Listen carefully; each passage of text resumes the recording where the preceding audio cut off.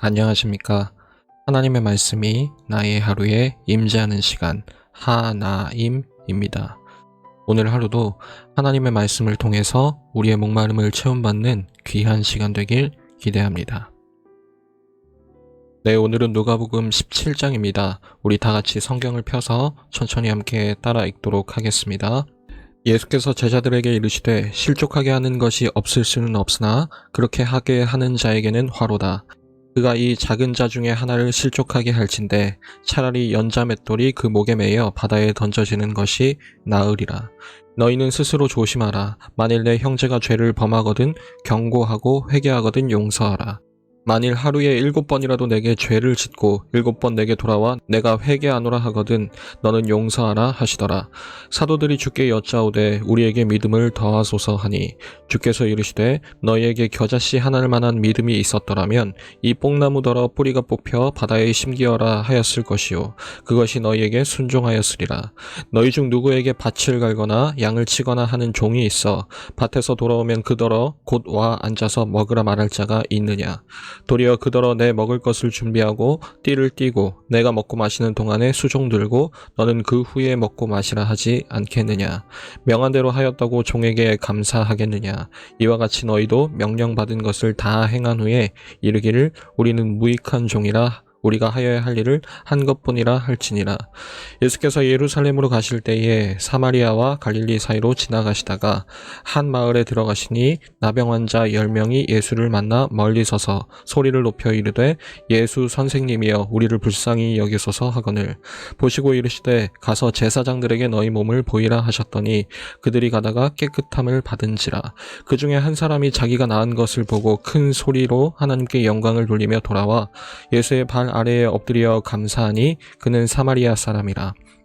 예수께서 대답하여 이르시되 10사람이 다 깨끗함을 받지 아니하였느냐. 그 9은 어디 있느냐. 이 이방인 외에는 하나님께 영광을 돌리러 돌아온 자가 없느냐 하시고 그에게 이르시되 일어나 가라. 내 믿음이 너를 구원하였느니라 하시더라. 바리새인들이 하나님의 나라가 어느 때에 임하나이까 묻거늘 예수께서 대답하여 이르시되 하나님의 나라는 볼 수 있게 임하는 것이 아니요 또 여기 있다 저기 있다고도 못하리니 하나님의 나라는 너희 안에 있느니라. 또 제자들에게 이르시되 때가 이르리니 너희가 인자의 날 하루를 보고자 하되 보지 못하리라. 사람이 너희에게 말하되 보라 저기 있다 보라 여기 있다 하리라. 그러나 너희는 가지도 말고 따르지도 말라. 번개가 하늘 아래 이쪽에서 번쩍이어 하늘 아래 저쪽까지 비침같이 인자도 자기 날에 그러하리라. 그러나 그가 먼저 많은 고난을 받으며 이 세대에게 버림바 되어야 할지니라. 노아의 때에 된 것과 같이 인자의 때에도 그러하리라. 노아가 방주에 들어가던 날까지 사람들이 먹고 마시고 장가들고 시집가더니 홍수가 나서 그들을 다 멸망시켰으며 또 롯의 때와 같으리니 사람들이 먹고 마시고 사고 팔고 심고 집을 짓더니 롯이 소돔에서 나가던 날에 하늘로부터 불과 유황이 비오듯 하여 그들을 멸망시켰느니라. 인자가 나타나는 날에도 이러하리라. 그날에 만일 사람이 지붕 위에 있고 그의 세간이 그 집 안에 있으면 그것을 가지러 내려가지 말 것이요 밭에 있는 자도 그와 같이 뒤로 돌이키지 말 것이니라. 롯의 철을 기억하라.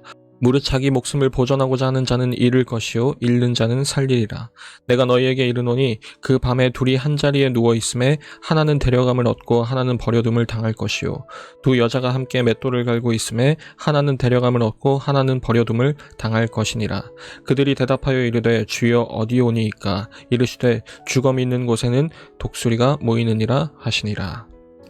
여러분, 우리는 지난 16장에서 예수님이 한 번은 바리새인들에게 또 한 번은 제자들에게 그렇게 계속 번갈아 가시면서 말씀하셨던 것을 살펴보았습니다. 그리고 그와 동시에 그 옆에 있던 다른 그룹도 그 말씀을 같이 들으면서 반응을 하게 되죠. 예를 들자면 예수님께서 제자들에게 불의한 청지기 비유를 가르치셨을 때 제자들은 가만히 있고 오히려 옆에서 듣던 바리새인들이 비웃음으로 반응했었습니다. 그 장면 그대로 오늘은 이제 제자들을 보시면서 예수님께서 이렇게 말씀하십니다. 사람들을 실족하게 하지 말라고 말이죠.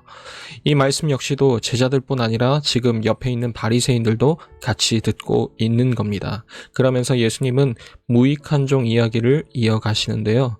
당시 사회에서 감사한다는 것은 단순히 오늘날처럼 예의를 표하는 그런 개념이나 고마워하는 마음을 뜻하는 게 아니라 상대방의 호의에 대해서 빚을 진다는 개념이었습니다. 그래서 주인이 종에게 감사를 표한다는 것은 사실 말이 안 되는 개념이었던 거죠. 주인이 종에게 감사한다는 것은 그 주인의 자리를 내려놓는다는 의미와도 똑같은 의미였기 때문입니다. 그런데 여기서 우리는 지금 이 상황이 일어나는 이 장면을 간과하지 말아야 됩니다. 지금 예수님은 제자들을 향해서 말씀하고 계시는 거지만 그 제자들 바로 옆엔 또 누가 있습니까? 바리새인들이 똑같이 그 말을 듣고 있는 거죠. 그 말인즉슨 결국 이 바리새인들이 그런 것들을 요구하는 이상한 종이라는 겁니다. 종이라는 위치에 있음에도 불구하고 명예를 획득하기 위한 수단으로 또 보상을 받을 목적으로 순종하는 그들의 태도를 지적하신 것이죠. 그와 상반되게 제자들은 예수님께 우리에게 믿음을 달라고 우리를 도와달라고 그렇게 예수님께 요청했습니다. 그리고 오늘 11절부터는 갑자기 흐름이 바뀝니다. 예수님은 그 제자들과 함께 9장 막바지부터 예루살렘으로 막 출발하신 상태였는데 이제 17장에 이르도록 아직도 사마리아 지방 근처인 겁니다. 거의 움직이지 못한 거죠. 그만큼 그간 일어났던 수많은 대화들에 누가가 강조점을 두고 있었다고 봐야 할 겁니다. 이제부터는 갑자기 예수님의 발걸음이 빨라지기 시작하는데 그간의 대화들 그리고 예수님의 메시지들을 놓치지 않고 잘 간직한 채로 잘 정리해 놓은 채로 앞으로 일어날 사건들을 살펴보았으면 좋겠습니다.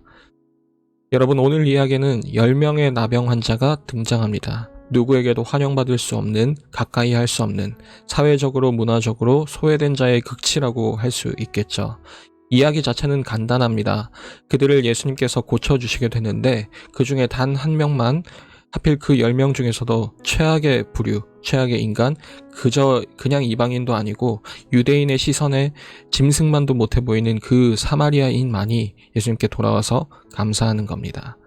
그런데 조금만 자세히 살펴보면 이 이야기가 단순히 그저 배은망덕한 나머지 9명이 잘못됐다 그렇게 지적하는 이야기가 아니라는 점을 알 수가 있습니다. 예수님은 10명의 나병 환자들을 모두 깨끗하게 고쳐주시고 제사장에게 가서 보이라고 명령하셨죠. 그런데 바로 여기서 문제가 발생하는 겁니다. 유대인들과 사마리아인의 갈등 문제입니다. 각각 생각하는 참된 성전이 서로 달랐거든요.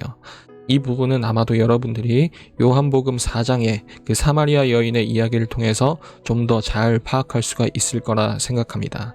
어찌됐건 유대인들은 예루살렘 성전이 하나님의 집이라 생각했고 사마리아인들은 그리심이라는 이름을 가진 산이 참된 성전이라 생각했습니다. 그런데 그 민감한 사안 가운데서 예수님은 지금 어디로 가라고 정확하게 알려주시지 않고 그저 제사장에게 가서 보이라고만 하시는 겁니다. 그렇다면 이제 그 10명은 각자 자기들이 생각하는 옳은 곳, 하나님이 계신 곳에 가게 될 겁니다. 거기가 예루살렘 성전이든 아니면 그리심산이든 말입니다. 자기가 생각할 때에 제사장이 있는 성전, 즉 진짜 하나님이 계신 그 성전으로 가게 될 것이라는 말이죠. 여러분, 그렇기 때문에 그런 의미에서 오늘 이 단 한 명, 사마리아인의 행동이 충격적이라는 것입니다. 그가 생각할 때 옳은 곳은 저 유대인들의 예루살렘 성전도 아니었고 자기 민족인 사마리아인의 그리심산도 아니었습니다. 그가 생각할 때의 참 성전은 하나님이 계신 곳은 바로 예수님이었다는 거고 그는 예수님 앞에 엎드리며 하나님을 경배했습니다. 그리고 예수님은 바로 그에게 이렇게 말씀하시죠. 내 믿음이 너를 구원하였다. 여러분, 오늘 이야기는 그런 면에서 단순히 배은망덕함을 질책하는 것이 아닙니다. 핵심은 예수님을 바라보느냐 바라보지 못하느냐에 대한 문제일 것이죠. 나머지 9명도 병을 고침받았습니다. 그들 모두 그들이 간절히 바라는 그 문제가 씻은 듯이 해결된 거죠. 그런데 오늘 성경은 그 9명을 가리켜서는 구원받았다고 말하지 않습니다. 단순한 문제 해결 그 이상의 의미, 치유보다 더 큰 것, 그것은 바로 예수님을 하나님의 일을 행하는 자로 올바로 바라보게 된 자, 그 사마리아인만이 하나님 나라의 백성, 믿는 자, 구원받은 자라는 사실입니다. 그런 면에서 바리새인들과 제자들의 이어지는 질문은 우리에게 하나님 나라에 대한 올바른 시선을 요구합니다. 그들은 하나님 나라가 언제 임할지, 어느 곳에 임하는지를 묻습니다. 하지만 예수님은 그것을 너희는 볼 수 없다고 말합니다. 그 이유는 그들의 시선이 왜곡됐기 때문일 것이고 잘못됐기 때문일 겁니다. 그리고 그 분수령을 오늘 25절에서는 이렇게 제시하고 있습니다. 그러나 그가 먼저 많은 고난을 받으며 이 세대에게 버린 바 되어야 할지니라. 바로 십자가를 말하는 것입니다. 사랑하는 우리 중고등부 여러분, 우리는 지금 예수님께 무엇을 기대하고 있습니까? 바라기는 오늘 이 나머지 9명의 나병 환자들처럼 그저 우리의 인생의 문제들이 해결받는 데에만 급급하고 또 그것으로 그치지 않았으면 좋겠습니다. 우리에게 들려주시는 바, 우리가 살아야 하는 그 삶은 하나님 나라를 기다리는 삶이어야 하겠습니다. 오늘 말씀에서 제대로 바라보느냐 그렇지 않느냐에 대한 분수령이 십자가였듯이 마찬가지로 우리 매일매일의 삶에서도 주님의 나라를 바라보는 그 렌즈가 우리의 소원이 아니라 예수 그리스도의 십자가였으면 좋겠습니다. 매일 저녁 9시 하나님의 말씀이 나의 하루에 임재하는 시간, 오늘은 이것으로 마치도록 하겠습니다. 모두들 평안한 밤 되시기 바랍니다.